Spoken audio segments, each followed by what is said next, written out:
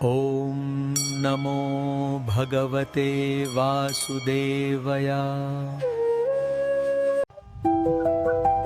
हिंदू धर्म में वर्ष भर में आने वाली 24 एकादशियों में से देवउठनी एकादशी, जिसे प्रबोधिनी एकादशी भी कहा जाता है, का स्थान अत्यंत विशेष है।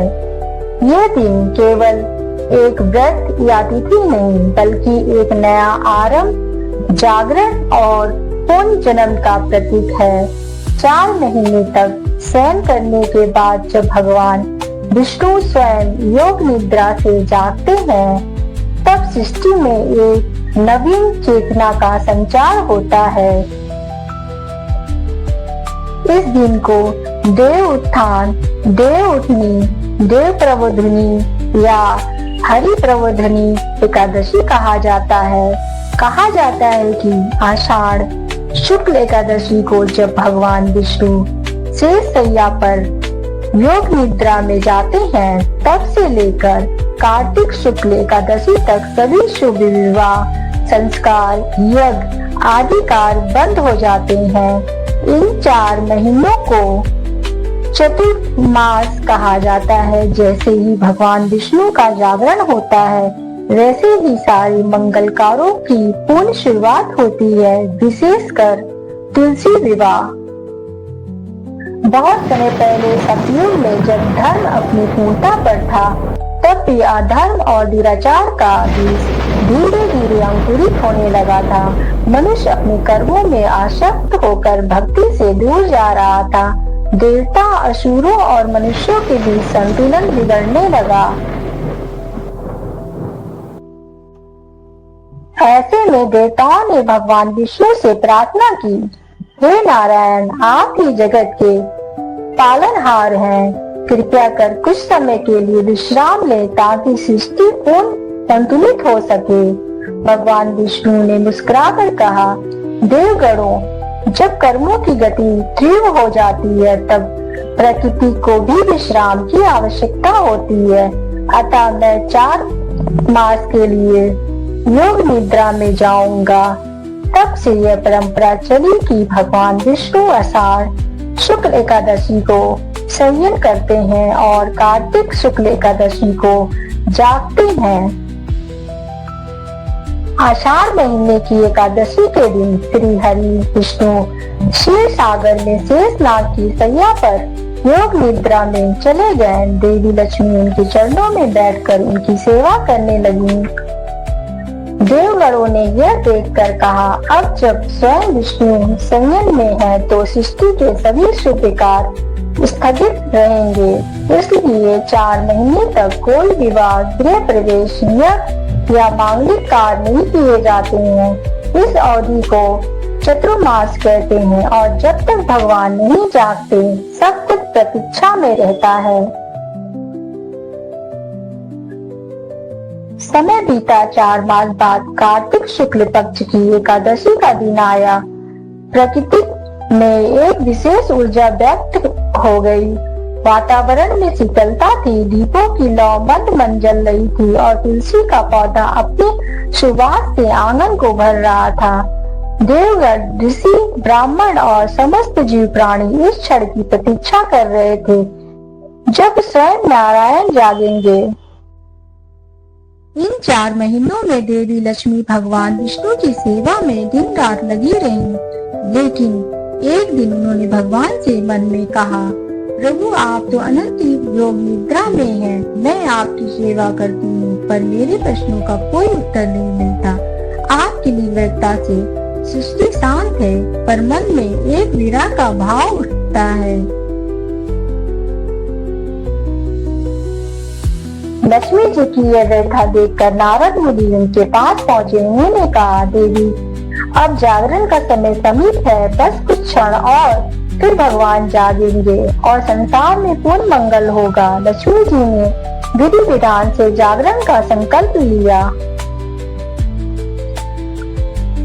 कार्तिक शुक्ल एकादशी की प्रातः देवी लक्ष्मी ने गंगा जल से स्नान किया, नया वस्त्र धारण किया और श्री हरि की शैया के पास दीप प्रज्वलित किया। उन्होंने कमल पुष्प, तुलसी दल, चंदन और धूप से भगवान का पूजन किया और यह मंत्र बोला, ओम नमो भगवते वासुदेवाय नमः।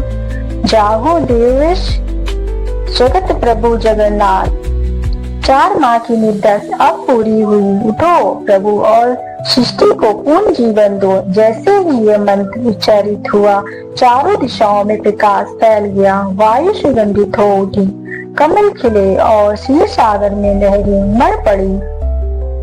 श्री हरि ने धीरे धीरे नेत्र खोले। उनकी मुस्कान में ब्रह्मांड का सौंदर्य झलक रहा था। उन्होंने कहा, देवी लक्ष्मी, अब मैं जाग गया हूँ। जो भक्त इस दिन मेरा स्मरण करता है, उसके जीवन में भी एक नया जागरण होता है।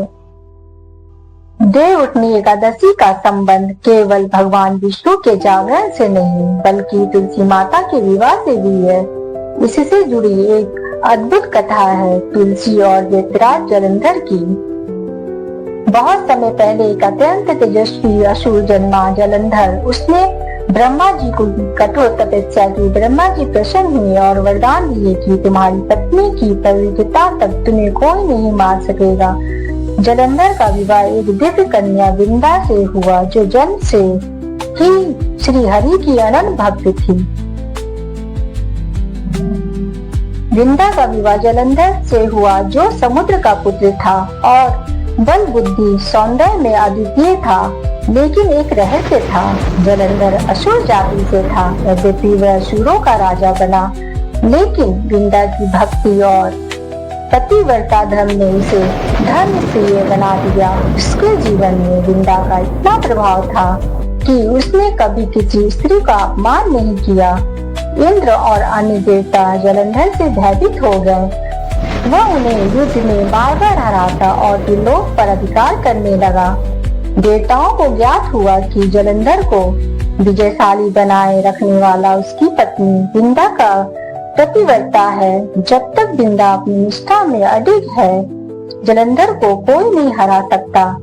देवताओं ने भगवान विष्णु से सहायता मांगी। भगवान विष्णु धर्म संकट में पड़ गए। विंदा उनकी परम भक्त थी, परंतु विश्व की रक्षा भी आवश्यक थी।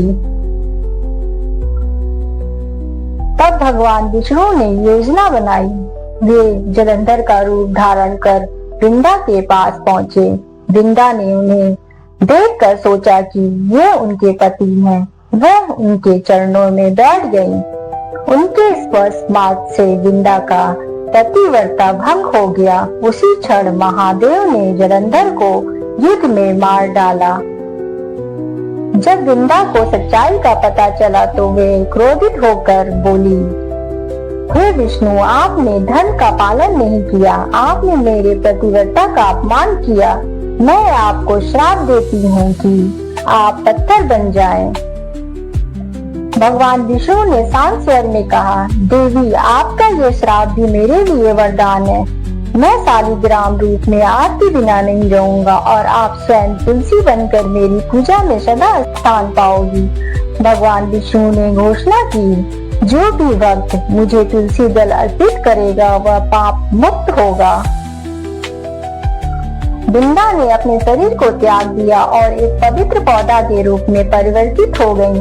वही तुलसी माता कहलाई। भगवान विष्णु ने कहा, देवी, कार्तिक शुक्ल एकादशी के बाद त्रयोदशी के दिन जब मैं योग निद्रा से जागूंगा, उसी दिन आपका मुझसे विवाह होगा।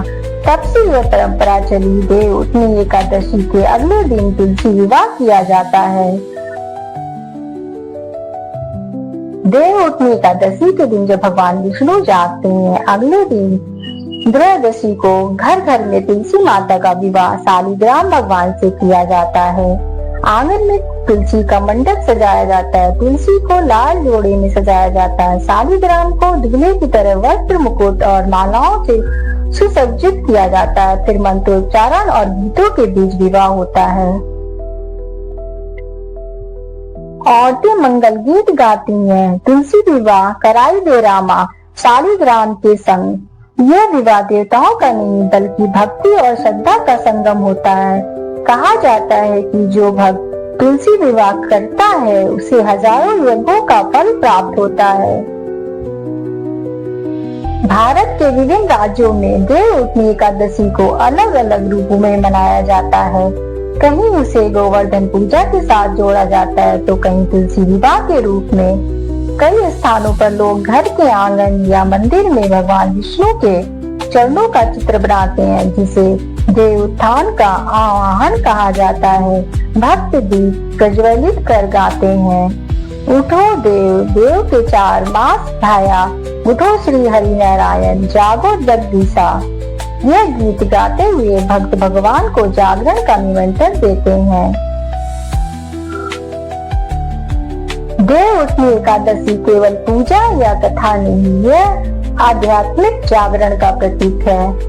जब हम अपने भीतर के विष्णु को यानी चेतन, प्रेम, भक्ति और कर्तव्य को अज्ञान की निद्रा से उठाते हैं, तब सच्चा देव उत्थान होता है।